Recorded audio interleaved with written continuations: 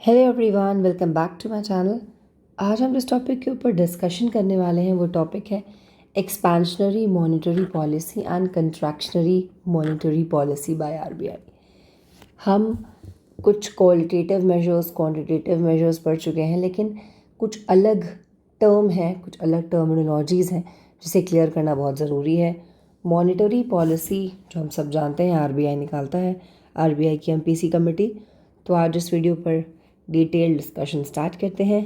I welcome all of you to my channel. Let's start the video. सबसे पहली heading जो आप देख सकते हैं, what is an expansionary monetary policy. Expansionary word बन रहा है एक्सपेंशन से। एक्सपेंशन मीन्स जब हम किसी चीज़ को बड़ा करते हैं, जब हम किसी चीज़ को एनलार्ज कर रहे हैं, बढ़ा रहे हैं। तो monetary policy means money related policy जो कि निकालता है आरबीआई, जिसमें वो बढ़ाएगा, क्या बढ़ाएगा? मनी की सप्लाई को बढ़ाएगा किसी भी देश में। ओके, कोई भी सेंट्रल बैंक जब अपने देश में मनी की सप्लाई को बढ़ाना चाहता है कि बहुत सारे लोगों के पास पैसे आ जाएं या सबके पास पैसे हों, देश में पैसा सर्कुलर फ्लो में घूमे, उसे हम कहते हैं expansionary monetary policy. An expansionary monetary policy is focused on expanding, that is increasing the money supply in an economy. Okay, expansion contraction हमने पढ़ा है। contract मतलब कम होना, expand मतलब बढ़ना। तो जब भी कभी हम किसी भी देश में, या अगर इंडिया के रिस्पेक्ट में बात करें, तो आरबीआई अगर मनी की सप्लाई को देश में बढ़ाना चाहता है तो वो जो भी काम करेगा, जो भी स्टेप्स लेगा, वो सारे स्टेप्स कहलाते हैं मॉनेटरी पॉलिसी, इनफैक्ट कहलाते हैं एक्सपेंशनरी मॉनेटरी पॉलिसी। तो फिर दोबारा पढ़ते हैं। An expansionary monetary policy is focused on expanding, that is increasing the money supply in an economy. This is also known as easy monetary policy. आप याद रखें, इसको ईजी मॉनेटरी पॉलिसी भी कहा जाता है। An expansionary monetary policy is implemented by, कैसे हम देश में पैसा बढ़ा सकते हैं? लोअरिंग की interest rates, thus increasing market liquidity, that is money supply. High market liquidity usually encourages more economic activity. More economic activity. यहाँ पर लिखा हुआ है lowering key interest rates। इसका मतलब ये है कि देश में बहुत सारे ऐसे लोग होते हैं जो हमें लोन देते हैं। For example banks, for example financial institutions. अगर हमें बैंक लोन दे रहा है और बैंक हमें बड़े सस्ते पे लोन दे रहा है, जैसे 1% पे, फॉर एग्ज़ाम्पल 2% पे, 3% पे, अगर इतने सस्ते पे लोन दे रहा है तो बहुत सारे बिजनेसमैन, एंटरप्रेन्योर्स जो है वो बैंक पहुंचेंगे और लोन लेने लगेंगे। क्यों? क्योंकि लोन इतने सस्ते पे मिल रहा है। Okay, on the other hand अगर लोन बड़ा महंगा मिलने लगे, 11%, 12%, 13%, 14%, उस केस में जो अफोर्ड कर पाएगा केवल वही लोन लेने जाएगा। हर कोई अफोर्ड नहीं कर सकता तो हर कोई लोन भी लेने नहीं जा पाएगा। तो अगर हम बात करें एक्सपेंशनरी मनी पॉलिसी की, तो एक्सपेंशनरी मनी पॉलिसी बोलती है कि पैसा देश में बढ़ाओ। तो पैसा देश में बढ़ाने के लिए वो इंटरेस्ट रेट्स को क्या कर देगी? कम। ओके, अगर हम कभी किसी बैंक से लोन लेने जाते हैं, अगर हमें रेट ऑफ इंटरेस्ट बड़ा सस्ता मिलता है तो हम ईज़िली लोन ले लेते हैं। तो जब भी कभी रेट ऑफ इंटरेस्ट सस्ते हों, इसका मतलब है लोगों को पैसा बहुत आसानी से मिल जाएगा। जब लोगों को पैसा आसानी से मिलता है तो वो अपना काम शुरू करते हैं, जिससे कि ज़्यादा इकोनॉमिक एक्टिविटी होती है। इकोनॉमिक एक्टिविटी मीन्स वो वाली एक्टिविटी जो कि मनी से रिलेटेड है। ओके, आई होप आपको ये पैराग्राफ समझ में आ गया होगा कि जब भी कभी जो आरबीआई है देश में अगर पैसा बढ़ाना चाहता है, इन दैट केस वो की इंटरेस्ट रेट्स को कम कर देगा, जिससे कि और ज़्यादा लोग लोन्स लेने के लिए आ सकें, जिससे वो कुछ इकोनॉमिक काम कर सकें। When RBI adopts expansionary monetary policy, the central bank decrease policy rates. जब भी कभी एक्सपेंशनरी पॉलिसी अडॉप्ट करी जा रही है, एक्सपेंशनरी मतलब देश में पैसे को बढ़ाने वाली। जब देश में पैसे को बढ़ाना चाह रहे हैं उस केस में क्या करेंगे? अभी हमने ऊपर पढ़ा था कि हम इंटरेस्ट रेट्स को हमेशा कम कर देते हैं। Decrease policy rates, interest rates like repo rate, reserve repo, marginal standing facility जिसको हम कहते हैं एमएसएफ, बैंक रेट, इन सारे रेट्स को हम क्या कर देंगे, कम। Decrease reserve ratios like cash reserve ratio, CRR, statutory liquidity ratio, SLR, इन सबको भी हम कम कर देंगे। अब ये टर्म्स क्या हैं, ये कुछ बहुत ही इंपॉर्टेंट टर्म्स हैं, qualitative and quantitative functions of RBI हैं, जो कि आपको ज़रूर इसका मतलब पता होना चाहिए। ऑलरेडी एक वीडियो आ चुकी है जिसमें इन टर्म्स को मैंने क्लियर किया है, आप प्लीज़ डिस्क्रिप्शन बॉक्स में जाकर उस वीडियो को ज़रूर देखें, वहाँ पर मैंने अलग से समझाया है, क्योंकि ये बड़े ही डिटेल्ड टॉपिक्स हैं, इन्हें यहाँ पर समझा पाना बहुत मुश्किल है। वहाँ पर आप उन्हें जाकर देख सकते हैं फॉर योर बेटर अंडरस्टैंडिंग। तीसरे स्टेप पे लिखा हुआ है बाइज गवर्नमेंट सिक्योरिटी, और कैसे पैसा बढ़ा सकती है। जो RBI है वो क्या करती है, गवर्नमेंट की सिक्योरिटीज़ को ख़रीद लेती है, इसे हम कहते हैं ओपन मार्केट ऑपरेशन। ओके, अगर फॉर एग्जांपल ये सिक्योरिटीज़ रखी हुई हैं, जब RBI इन सिक्योरिटीज़ को ख़रीदेगी तो बदले में यहाँ पर क्या भेजेगी, पैसा। ओके, यहाँ पर फिर से पैसा आ गया सबके पास। तो हर एक तरीका जिससे देश में पैसा इन्फ्लुएंस हो सके, आ सके, इंजेक्ट हो सके, वो सब कहलाती है एक्सपेंशनरी मॉनेटरी पॉलिसी। ये ओपन मार्केट ऑपरेशन भी हम ऑलरेडी कवर कर चुके हैं, please visit the description box. इसके बाद लिखा हुआ है some advance concept associated with an expansionary monetary policy. कुछ बड़े ही एडवांस शब्द हैं जिनका मतलब हमें पता होना चाहिए। Increase in bond prices, expansionary monetary policy results in a reduction in bank interest rate. ये हमने पढ़ लिया कि एक्सपेंशनरी में बैंक के इंटरेस्ट रेट्स होते हैं वो रिड्यूस हो जाते हैं।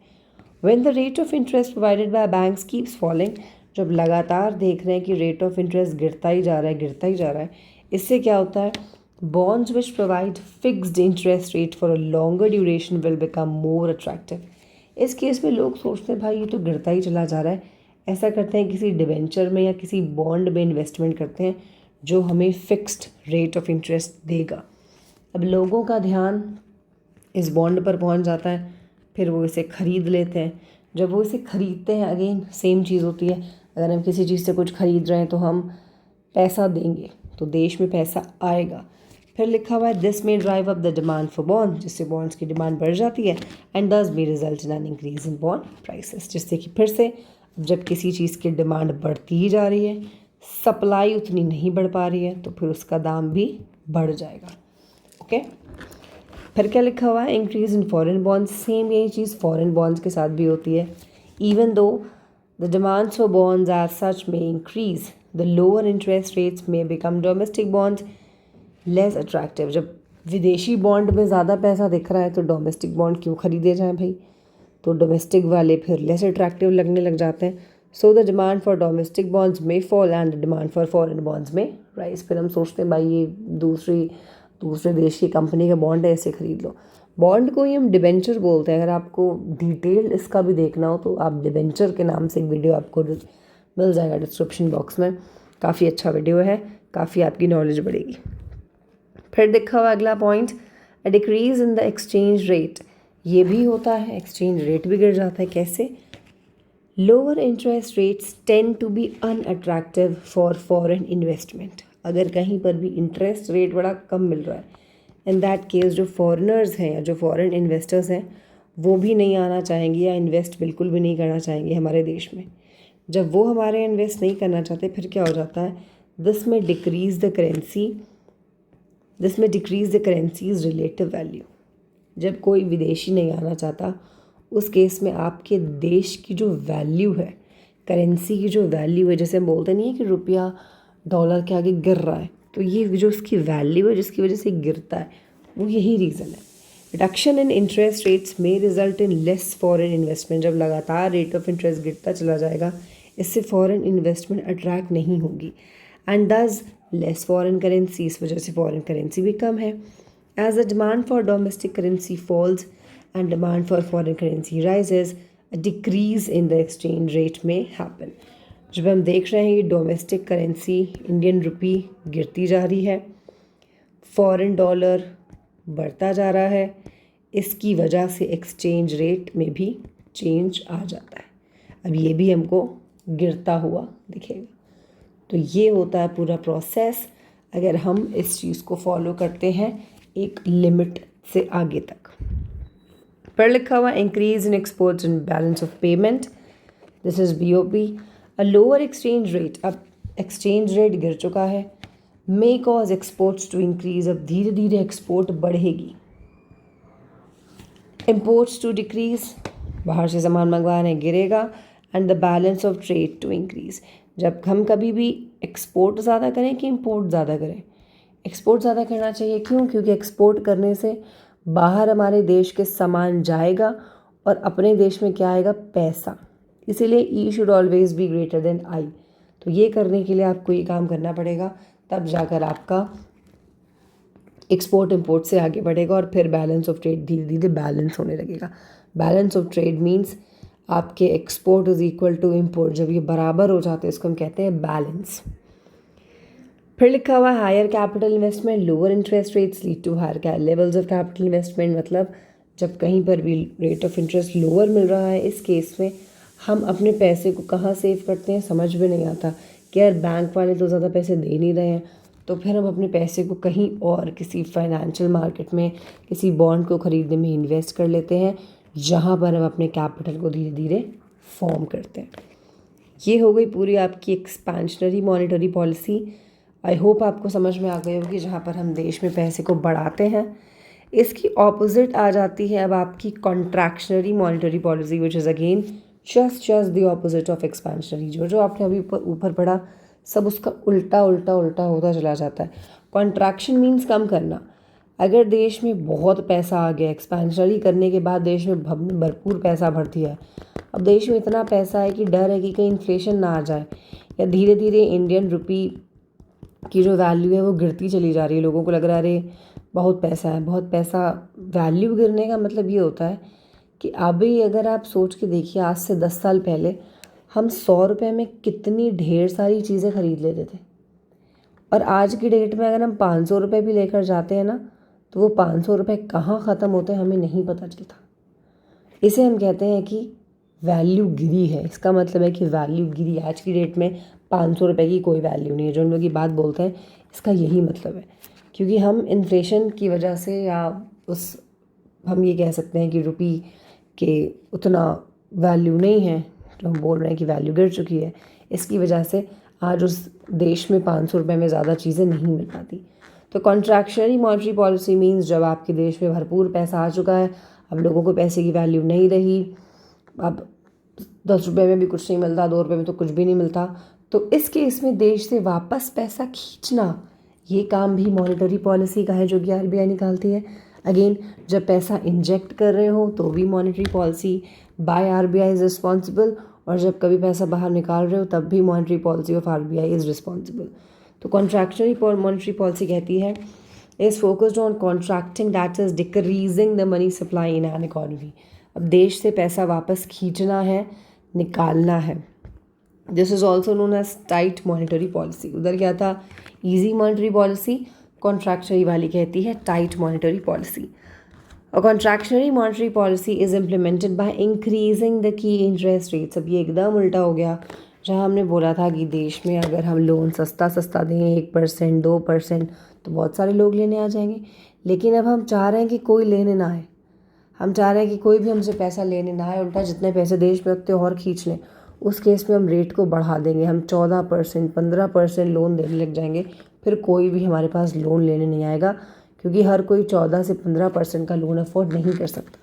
इसलिए लिखा है कि कॉन्ट्रैक्शनरी मॉनेटरी पॉलिसी इंप्लीमेंट करने के लिए आप की इंटरेस्ट रेट्स को बढ़ा देते हैं, दस रिड्यूसिंग मार्केट लिक्विडिटी, जिससे मार्केट में कैश या लिक्विड के फॉर्म में पैसा नहीं जा पाता।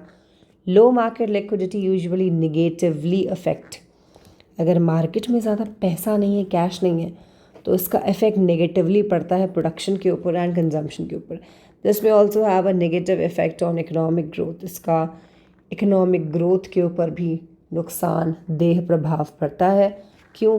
क्योंकि कैश की कमी हो जाती है यहाँ पर। भले ही हम बोल रहे हैं कि पैसे की वैल्यू गिर रही है, लेकिन हाथ में पैसा होना उतना ही ज़रूरी है जितना कि हम चाह रहे हैं कि हो। क्योंकि अगर हम बिज़नेस कर रहे हैं और हमारे पास हाथ में पैसा नहीं है, इन दैट केस आपको वर्किंग कैपिटल रिक्वायरमेंट्स फुलफिल नहीं हो पाएंगे। That's why money is very important to keep be in our hands. लेकिन अगर बहुत ज़्यादा मनी आ चुका है, उस केस में कॉन्ट्रैक्शनरी पॉलिसी अगर फॉलो कर रहे हैं तो ये ज़्यादा हद तक फॉलो नहीं करी जा सकती। फिर लिखा है when RBI adopt contractionary monetary policy, the central bank, जब कभी भी आरबीआई मॉनेटरी पॉलिसी अडॉप्ट करती है जो कि कॉन्ट्रैक्शनरी है, उस केस में क्या होता है, अगेन वही बातें, इंक्रीज पॉलिसी रेट्स, जस्ट उल्टा, इंटरेस्ट रेट्स बढ़ जाते हैं, repo rate, reserve repo, marginal standing facility, bank rate सब बढ़ जाएगा, क्योंकि अब आरबीआई नहीं चाहता तुम्हें पैसे देना। Increase reserve ratios like cash reserve ratio, CRR, SLR, ये सब बढ़ जाता है। Sells government securities from the market as a part of open market operations, OMO, taking out liquidity from the market. जो मैंने आपको भी बताया कि आरबीआई अगर देश से पैसा निकालना चाहता था तो आपको जब देश से में पैसा देना चाहता था तो सिक्योरिटी खरीदता था। अभी वो क्या कर रहा है कि देश में जो उससे सिक्योरिटी खरीदी है वो क्या करेगा, बेचेगा। जब वो उन बॉन्ड्स को बेचेगा तो इसके पास वापस क्या आएगा, रुपी। अगेन इसका मकसद पूरा हो गया, देश से लिक्विडिटी को वापस खींचना, मतलब कैश को वापस खींचना। तो ओपन मार्केट ऑपरेशन में क्या करते हैं, जो भी सिक्योरिटीज़ खरीदी थी उन्हें बाय या फिर सेल करते हैं। कॉन्ट्रैक्शनरी मॉनेटरी पॉलिसी में सेल करेंगे, एक्सपेंशनरी मॉनेटरी पॉलिसी में बाय करेंगे। कुछ एडवांस कॉन्सेप्ट्स आ जाते हैं, अगेन सेम वही पॉइंट्स हैं, बस उल्टे हो जाएंगे। Decrease bond price, contractionary monetary policy results in an increase in bank interest, जैसे बैंक का इंटरेस्ट बढ़ता है तो क्या हो जाता है, keeps increasing bonds which provide an interest rate fix earlier may become less attractive. अब बॉन्ड जो पहले फिक्स रेट दे रहे थे वो अब हमारे लिए लेस अट्रैक्टिव बन गए हैं। इससे हम अब हम बिल्कुल नहीं चाहेंगे कि हमारे पास बॉन्ड हो। अब जब हम किसी चीज़ को नहीं चाह रहे हैं, फॉर एग्जांपल उसकी सप्लाई मार्केट में है लेकिन डिमांड बिल्कुल भी नहीं है, तो धीरे धीरे इसका दाम क्या होने लग जाएगा, गिरने लगेगा, क्योंकि इसको तो कोई पूछ ही नहीं रहा है। फिर क्या होता है, अ decrease in foreign bond prices, even though the demands for bonds such as may fall, the higher interest rates offered in India may make foreign bonds less attractive. Foreign bonds भी less attractive बन जाएंगे, so the demand for foreign bonds may fall, demand भी गिरेगी और domestic bonds की may rise. An increase in the exchange rate, अब exchange rate बढ़ेगा कैसे, higher interest rates tend to be attractive for foreign investment. अगर अपने देश में बढ़िया रेट ऑफ इंटरेस्ट मिल रहा है तो फॉरेन इन्वेस्टर्स आएंगे और चाहेंगे कि भाई इंडिया में इन्वेस्ट करो, रेट ऑफ इंटरेस्ट बढ़िया मिल रहा है। दिस में increase the currency relative value, इस केस में करेंसी जो इंडियन रुपी है उसमें एप्रिसिएशन हो जाएगी, वैल्यू बढ़ेगी।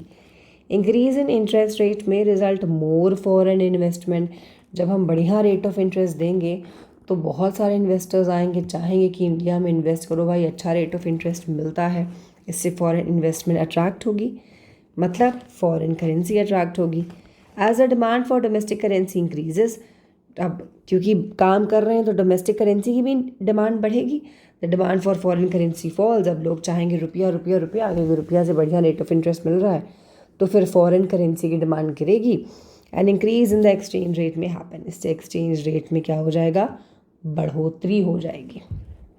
अगला पॉइंट बोलता है अ decrease in exports and BOP, again opposite point, a higher exchange rate may cause exports to decrease, imports to increase and the balance of trade to fall. अब यहाँ पर ये चीज़ इसकी उल्टी हो जाएगी, हमारे देश के लिए नुकसानदेह हो जाएगी कि एक्सपोर्ट गिरेगा क्योंकि इंडियन रुपी की वैल्यू बढ़ चुकी है, इम्पोर्ट बढ़ेगा, हो क्या जाएगा, when I is greater than E, मतलब हम बाहर से सामान मंगवा ज़्यादा रहे हैं, जब हम सामान बाहर से मंगवा रहे हैं तो बाहर क्या दे रहे हैं, अपना rupee, which is again not favourable, इससे हमारा बैलेंस ऑफ पेमेंट बिगड़ जाएगा, बीओपी हिल जाएगा। Lower capital investment, higher interest rate के हो जाने से lower levels of capital investment होगी, ये भी एक उल्टा पॉइंट है हमारे कॉन्ट्रैक्शनरी का, जो कि एक्सपेंशनरी से बिल्कुल उल्टा है। So in this video I hope आपको सारे टर्म समझ में आ गए होंगे। कोई भी प्रॉब्लम होगी आप प्लीज़ कमेंट बॉक्स में जाकर अपनी प्रॉब्लम, अपनी सजेशन, अपनी क्वेरी को लिख सकते हैं। इसके अलावा आप एक बार डिस्क्रिप्शन बॉक्स में जाकर वीडियो को जो भी इससे एसोसिएटेड लिंक्स हैं उन्हें ज़रूर देख लें for your better understanding. So thank you everyone for watching the video. I hope आपको सब कुछ समझ में आ गया होगा and you can use the comment box for your valuable suggestions. Thank you once again.